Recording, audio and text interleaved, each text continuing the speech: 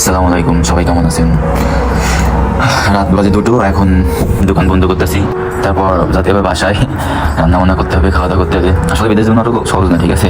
যারা বিদেশ করে তারা জানে, যারা প্রবাসী থাকে তারা বুঝে। বাসায় থাকতে অনেক কথা অনেক বলছি যে যাবো, এই করবো এই করবো ত্যান করবো। আসলে আসার পর বোঝা যায় যে বিদেশ জীবনটা কেমন আর কি। 10 ঘন্টা ডিউটি, বাসায় আসো, রান্না করে খাওয়া দাওয়া করো, আবার এই 5টার সময় ঘুমাও, 3টের সময় ওইটা ডিউটিতে যাও। মানে বাসায় থাকতে, বাংলাদেশে থাকতে বলতাম হাই হাই বিদেশ যাবো, কবে কবে দেশের বাইরে যাবো। আসলে আসার পরে বুঝতেছি। যাই হোক, আল্লাহর মধ্যে ভালোই আছি সব দিক দিয়ে। যাই কষ্ট হইলেও ভালোই আছি, সব দিক দিয়ে ভালো আছি। আল্লাহ ভালো রাখছে।